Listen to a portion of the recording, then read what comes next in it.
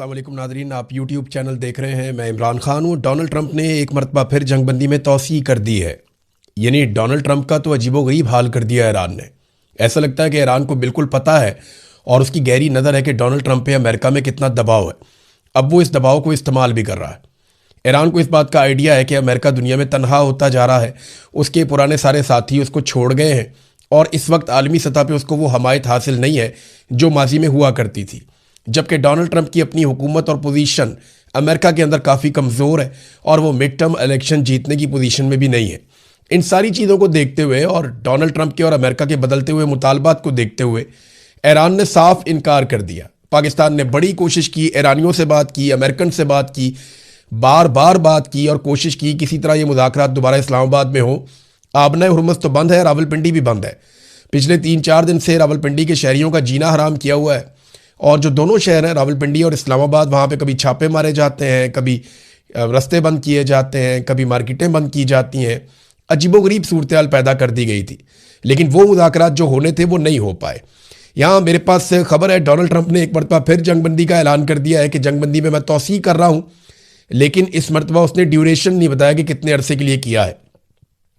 देखिए ज़रा track record आप देखें। पाकिस्तान ने रेस्क्यू किया है बार बार डोनाल्ड ट्रंप को। पाकिस्तान ने बार बार डोनाल्ड ट्रंप को फेस सेविंग दी है, वरना यहाँ पे तो कोई सुलह करवाने वाला भी नहीं है। यहाँ पे तो कोई ऐसा भी नहीं है जिसकी दरखास्त पे डोनाल्ड ट्रंप जंग करना रोक दे या लड़ाई से पीछे हट जाए। पिछली मरतबा आपको याद है डोनाल्ड ट्रंप को लड़ाई रोकनी थी तो डोनाल्ड ट्रंप ने पाकिस्तानी वज़ीर आज़म को एक ट्वीट भेजा था जिसे as it is copy paste कर दिया था पाकिस्तान के वज़ीर आज़म ने गलती से, और उसके बाद डोनाल्ड ट्रंप ने उसी का हवाला देते हुए जंग को रोक दिया था। और इस मरतबा फिर ऐसा ही हुआ कि पाकिस्तान के वज़ीर आज़म से ही अपील करवाई गई और डोनाल्ड ट्रंप ने कहा जी ठीक है मैं एक दफ़ा फिर जंग रोक देता हूँ, और पाकिस्तान के वज़ीर आज़म ने डोनाल्ड ट्रंप का शुक्रिया भी अदा कर दिया। ये 3 मरतबा हो चुका है। पहले ये हुआ था कि डोनाल्ड ट्रंप ने यह अनाउंस किया कि वो पूरी सिविलाइजेशन को तबाह कर देगा, वो तमाम पावर प्लांट्स को उड़ा देगा, तमाम पुलों को उड़ा देगा और ईरान को तबाही के इस तरह के मंजरनामे में बदल देगा। ईरान का मंजरनामा पूरा तबाही से ऐसे बदल देगा कि ईरान कई दहाइयों तक वापस खड़ा नहीं हो पाएगा। ये इस किस्म की बड़ी खौफनाक धमकियां डोनाल्ड ट्रंप ने दी थी। उन धमकियों के बाद ईरान ने डरने से इनकार कर दिया और ईरान ने कहा ठीक है जो आपने करना है वो आप करें। और फिर डोनाल्ड ट्रंप डेडलाइन देता रहा। पहले डोनाल्ड ट्रंप ने 2 दिन की डेडलाइन दी, फिर 6 दिन की डेडलाइन दी, फिर जनाब डेडलाइन को मजीद बढ़ा दिया और फिर पाकिस्तान की जानिब से एक ट्वीट आता है और डोनाल्ड ट्रंप कहता है जी मैं 2 हफ्ते के लिए मजीद रुक रहा हूं। इन 2 हफ्तों के बीच में शुरू में मुज़ाकरात हुए जो नाकाम हो गए। डोनाल्ड ट्रंप ने फिर धमकाना शुरू किया कि दोबारा मुज़ाकरात में बैठो नहीं तो मैं ये कर दूंगा वो कर दूंगा, और ईरान मुज़ाकरात में नहीं बैठा। डोनाल्ड ट्रंप ने काफ़ी धमकियां दी। पाकिस्तान के फील्ड मार्शल ईरान में गए, 3 दिन वहां पर रहे, उनसे बातचीत की और डोनाल्ड ट्रंप को बताया कि ईरान के फलां मसाइल है उनको आप हल करें। ख़ास तौर पे जो बैरूनी नाकाबंदी की हुई है अमेरिका ने, मैं आज आपको मैप की मदद से दिखाऊंगा कि ये नाकाबंदी उन्होंने कहाँ की हुई है, इस पर ईरान के जो एतराज़ात थे वो भी बताए। और डोनाल्ड ट्रंप ने फिर जनाब फतह का ऐलान कर दिया और झंडे गाड़ दिए। ईरान ने फिर इनकार कर दिया। डोनाल्ड ट्रंप ने फिर धमकी लगाई, ईरान ने फिर इनकार कर दिया। और अब डोनाल्ड ट्रंप ने एक मरतबा फिर धमकी लगा दी थी। उसने कहा मैं पूरा मुल्क ही धमाके से उड़ा दूंगा अगर ईरान हमारे साथ कोई डील नहीं करता तो।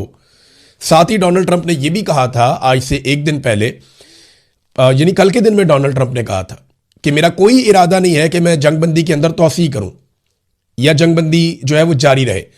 जंगबंदी खत्म हो जाएगी और दोबारा से हमला हो जाएगा। आज बुध का दिन है और आज जंगबंदी खत्म होकर दोबारा लड़ाई शुरू होना थी। ईरान ने भी इसकी तैयारी की हुई थी, लेकिन एक मरतबा फिर डोनाल्ड ट्रंप ने एक तरफा जंगबंदी का ऐलान कर दिया। और इतना बहाना क्या बनाया, डोनाल्ड ट्रंप ने मंगल और बुध की रात दोबारा ऐलान किया जंगबंदी का, और यह नहीं बताया कि अब यह जंगबंदी कितना अरसा चलेगी। लेकिन इस मरतबा डोनाल्ड ट्रंप ने जो बहाना बनाया वो बहाना यह बनाया जनाब कि ईरान की क़यादत जो है उसके अंदर आपस में कुछ थोड़े बहुत इख्तलाफात हैं और वो किसी नतीजे पर पहुंच जाए, फिर वो हमारे साथ मुज़ाकरात करेंगे। अंदाज़ा करें कि डोनाल्ड ट्रंप की धुर बना के रख दी है ईरान ने। कैसी दुर्गत बनाई है कि अब बेचारा बहाने ढूंढता है कि किसी तरह मैं जंगबंदी कर लूं। सुपर पावर था इनका मुल्क, कितनी इज्जत थी इनके मुल्क की, कितनी ताकत इनके मुल्क की मानी जाती थी पूरी दुनिया में, लेकिन टके टोकरी हो गए। और अब वो पाकिस्तान की मिन्नत तरला करते हैं। पाकिस्तान वो जो 1-1 अरब डॉलर के लिए कोशिश करता रहता है। हमारा मुल्क गरीब मुल्क है, कमज़ोर मुल्क है और एक जाली हुकूमत है पाकिस्तान में बेशक, लेकिन ऐसे मुल्क से भी डोनाल्ड ट्रंप बेचारा मदद मांगता रहता है। पाकिस्तान अच्छी बात है, चलो मदद कर देता है। अच्छा, डोनाल्ड ट्रंप ने कहा इस हकीकत की बुनियाद पर कि ईरान की हुकूमत शदीद अंदरूनी तकसीम का शिकार है जो कि गैर मुतवक्के नहीं है। फील्ड मार्शल आसिम मुनीर और शहबाज शरीफ की दरखास्त पर हमें कहा गया कि ईरान पर हमले को इस वक्त तक रोक दें जब तक उनके रहनुमा और नुमाइंदे एक मुतहदा तजवीज़ पेश ना कर दें। अंदाज़ा करें आप, ईरान के अंदर आपको कोई इख्तलाफ नजर आया अब तक? उनकी सारी की आदत लगभग एक जैसी बात करती है। कोई थोड़ी सी नरम बात करता है, कोई थोड़ी सी सख्त बात करता है। ईरानी मीडिया में या अरब मीडिया में कोई ऐसी चीज़ आपको दिखाई नहीं दी। लेकिन अमेरिका के अंदर इख्तलाफात की खबरें पूरी दुनिया का हिस्सा बन रही हैं।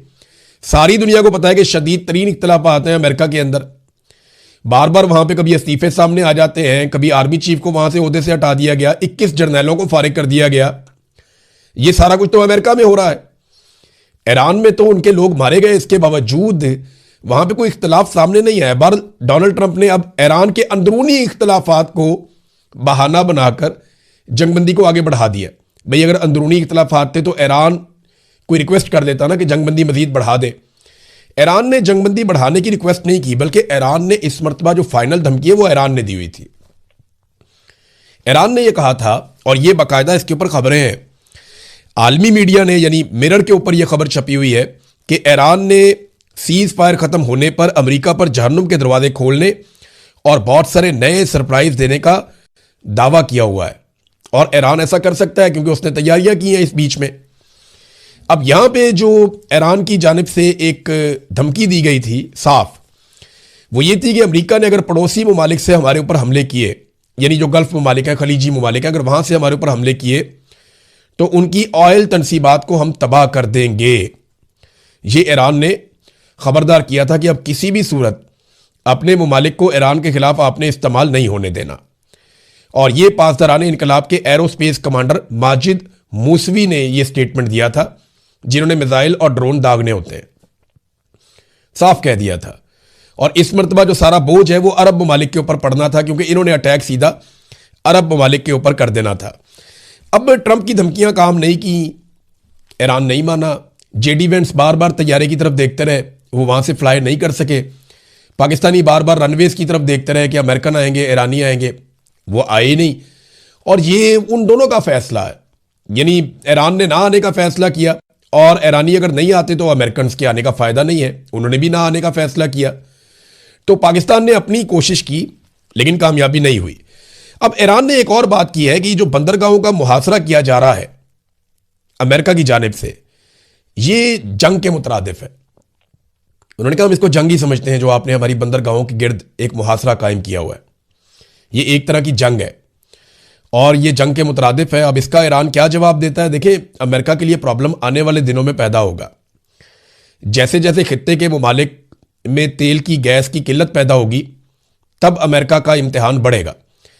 अमेरिका ने जिस जगह पे ब्लॉकेज लगाया हुआ है, ये पाकिस्तान से ओमान के बॉर्डर के बीच में समंदर का एक इलाका है जहां पे अमेरिका ने ब्लॉकेज लगाया हुआ है। वो मैं आपको अभी आगे जाके दिखा देता हूं। लेकिन अब ये देखें कि क्या अमेरिका इस मुहासरे में चीन के जहाज़ों को रोक पाएगा? Japan, Thailand, Indonesia, Malaysia, Bharat, Pakistan, Bangladesh, Korea और बहुत सारे बड़े ममालिक हैं जिनका ऑयल और गैस यहां से जाता है। अब ईरान जो है वो मलबा बड़े आराम से डाल देगा अमेरिका पर कि जनाब हम तो एक सिस्टम के तहत कह रहे हैं यहां से जो आपने लेकर जाना है ले जाएं, लेकिन अमेरिका ब्लॉकेज कर रहा है, वो रोक रहा है, तो आप जाने और अमेरिका जाने। आप अमेरिका को बोलेंगे वो रास्ता दे। तो चाइना ऐसा लगता है कि आने वाले दिनों में कुछ थोड़े से सख्त स्टेटमेंट देगा, जैसा कि उसके स्टेटमेंट आजकल आप देख भी रहे हैं। बीबीसी ने इसको पहली मरतबा ऐसे रिपोर्ट किया है कि जैसे ट्रंप ने मजीद मोहलत हासिल कर ली। देखिए, पहले यह रिपोर्ट ऐसे होता था कि ट्रंप ने ईरान को मजीद मोहलत दे दी, लेकिन अब यह इस तरह रिपोर्ट हो रहा है कि ट्रंप ने मजीद मोहलत हासिल कर ली। पूरे दुनिया के मीडिया में अमेरिका और डोनाल्ड ट्रंप की इज्जत जो है वो मट्टी में मिल रही है। ऐसा लगता है कि ईरान जो है वो खास तौर पे अमेरिका की अंदरूनी सूरत हाल से बहुत ठीक ठाक बाखबर है। उसे आइडिया है कि जितना ज्यादा ईरान इस मामले को ताखीर का शिकार करेगा, ट्रंप पे उतना दबाव बढ़ेगा और उतनी बेहतर डील करने की पोजीशन में ईरान आ जाएगा। अब जितना अरसा ये जंगबंदी रही है, उतना अरसा ईरान ने और अमेरिका ने क्या क्या किया, ये कुछ चीजें मैं आपके सामने रख देता हूं। इस जंगबंदी के दौरान ईरान ने अपनी तैयारियां और अहदाफ चुन लिए हैं। ईरानी जो मीडिया है और जो उनके सोर्सेज हैं वो ये दावा करते हैं कि वो वाकई उंगली बटन के ऊपर रखकर बैठे हैं और उनकी तैयारी बहुत ठीक ठाक है। अगर दोबारा अटैक हुआ तो वो बहुत शदीद हमला करेंगे और हैरान करेंगे अपने दुश्मन को। दूसरी जानिब एक रिपोर्ट आई है और ये रिपोर्ट अमेरिका से आई है। अमेरिका का एक इदारा है centre for strategic and international studies. उसके तज्जिए के मुताबिक 7 हफ्तों की जंग में अमेरिका ने अपने जो स्ट्राइक मिसाइल्स हैं उनके जखीरे का कम से कम 45% इस्तेमाल कर लिया है, जबकि बैलिस्टिक मिसाइलों को रोकने के लिए इस्तेमाल होने वाले थर्ड मिसाइलों के जखीरे का कम से कम 50% इस्तेमाल कर लिया है, जबकि पैट्रियट फिजाई दिफाई इंटरसेप्टर मिसाइल जो है उनका भी तकरीबन 50% इस्तेमाल कर लिया है। यानी अगर दोबारा ईरान के साथ लड़ाई होती है तो अमेरिका के पास ज़खायर बहुत कम है मिसाइलों के, उस तरह नहीं है जैसे माजी में अमेरिका के पास होते थे।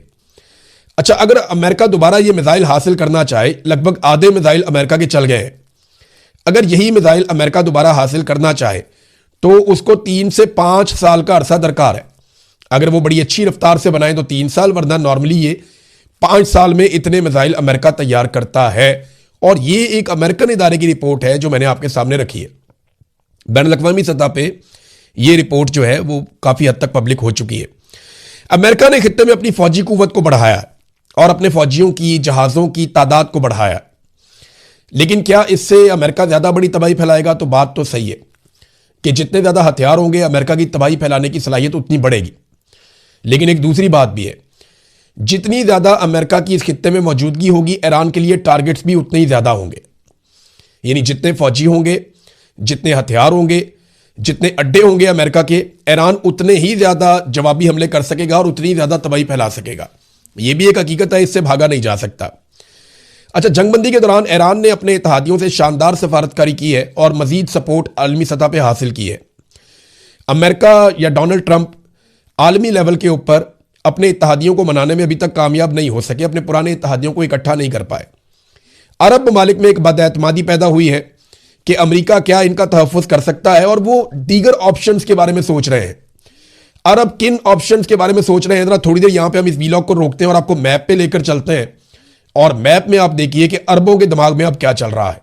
जी नाज़रीन, एक मरतबा फिर हम अब मैप पे आ गए हैं और यहाँ कुछ चीज़ें थोड़ी सी हम बेसिकली समझ लें कि अमेरिका ने ब्लॉकेज लगाया कहाँ पे है और अरब ममालिक अब किन ऑप्शंस के ऊपर सोच रहे हैं, क्योंकि अमेरिका के ऊपर उनका इन्हिसार उस तरह नहीं है जैसे माजी में था, या उन्हें ये लगता है कि अमेरिका उन्हें वैसे प्रोटेक्ट नहीं कर पाया जैसे वो पहले करता था। तो ये वो जगह है जहां पे ब्लॉकेज लगा हुआ है। ये अमेरिका ने यहां से रोका हुआ है। ये है आबनाए हुर्मुज़, जहां पे एक तरफ ओमान है और एक तरफ ईरान है और इसके ऊपर ईरान का कंट्रोल है।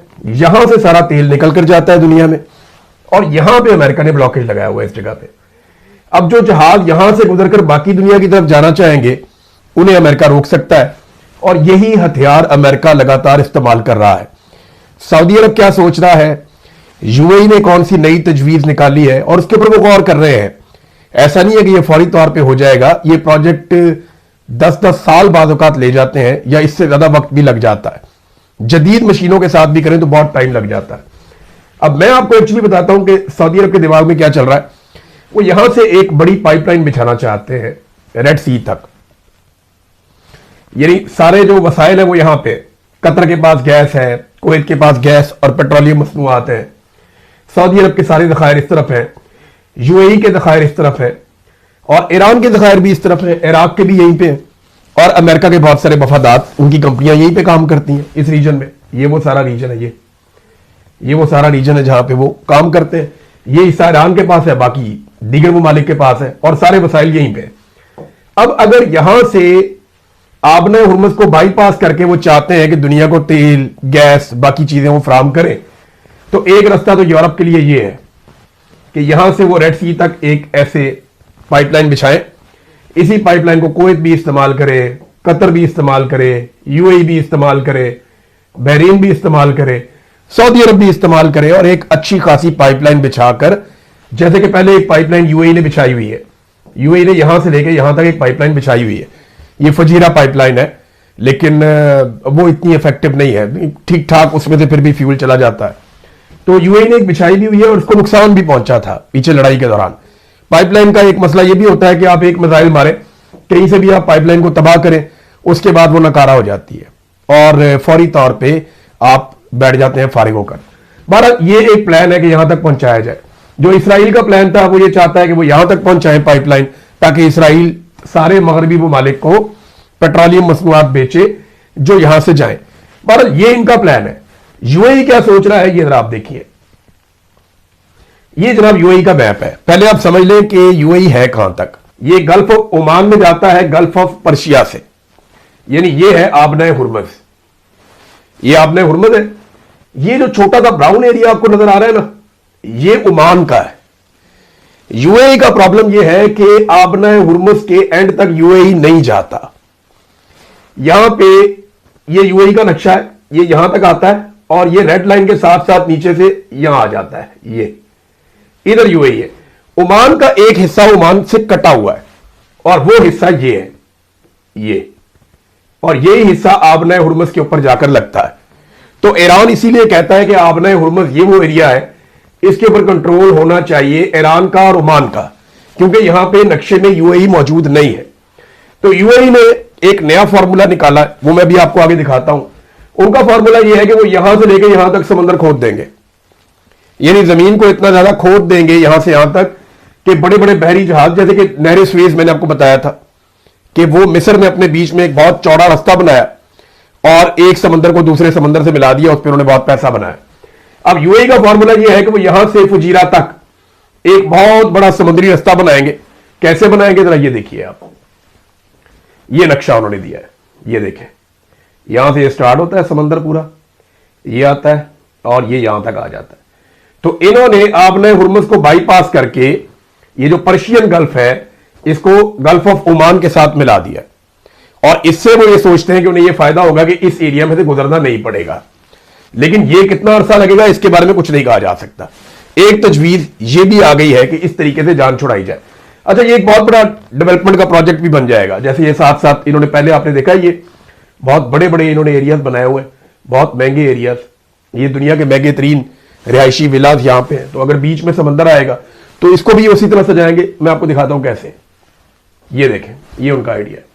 ये ऐसे समंदर को वो लेकर जाना चाहते हैं, और अभी तो आइडिया है लेकिन ये एग्जीक्यूट कर लेते हैं, और इस तरह ये इसको डिजाइन करना चाहते हैं कि इसको भी ये बेचेंगे। बहुत बड़ी रियल स्टेट की एक मार्केट भी बनेगी। तो ये अरब ममालिक अलग अलग चीजों पे सोच रहे हैं, लेकिन किसी के पास भी क्विक सोल्यूशन कि फौरी तौर पे ये मसला हल हो जाए, किसी के पास ऐसा हल नहीं है। जी नाज़रीन, अब आपने देखा कि वहां जो अरब ममालिक हैं वो दीगर किन चीज़ों के बारे में सोच रहे हैं, और ये चीज़ें तभी दिमाग में आती हैं जब आपको इस बात का यकीन हो जाए कि ये खित्ता पहले जैसा नहीं रहेगा। डॉलरों की किल्लत भी हो रही है। यूएई की मिसाल आपके सामने है कि उन्होंने अमेरिका से ये कहा कि हम दीगर करेंसियों में नहीं तो फिर काम करने पे मजबूर हो जाएंगे। तो डॉलर की एक किल्लत है वहाँ पे, और अरब ममालिक को बड़े मिसाइल का सामना है। वहाँ से लोगों ने पैसा निकाला भी है बहुत बड़े पैमाने पर।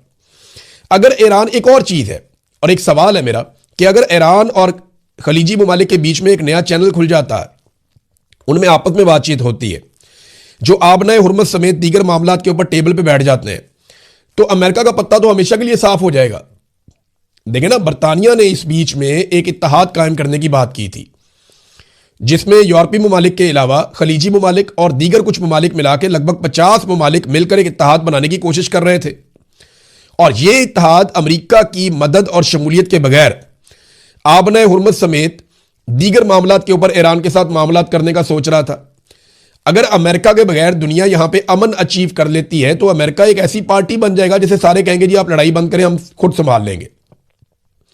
तो ये अमेरिका की चौधराहट के लिए एक बहुत बड़ा मसला बन जाएगा। फर्ज करें ना, ईरान इन ममालिक से बराह रास्त बात करता है, चाइना के जरिए से, पाकिस्तान और तुर्की की मदद से, या दीगर और ममालिक है, मिस्र है, बहुत सारे और ममालिक हैं, उनकी मदद से मामला तय कर लेता है। तो अमेरिका और इसराइल अपनी फौजी बर्तरी के बावजूद हर मैदान में ये जंग हार जाएंगे। ईरान ने माजी की निस्बत इस मरतबा अरब ममालिक के हवाले से सख्त मौक़िफ़ लिया है, और जो वार्निंग जारी की मैंने आपको पहले ही बता दी कि अगर हमारे पड़ोसी ममालिक ने अपनी सरजमीन अब इस्तेमाल होने दी तो हम डायरेक्ट उनकी ऑयल की जो तनसीबात हैं उनके ऊपर ही अटैक करेंगे। अब नाज़रीन, पाकिस्तान के अंदर एक ढिंडोरा पीटा जाता है और बार बार कहा जाता है कि डोनाल्ड ट्रंप हमारी बड़ी बात मानता है। देखिए, इसमें मैं एक चीज़ आपके सामने रख देता हूं।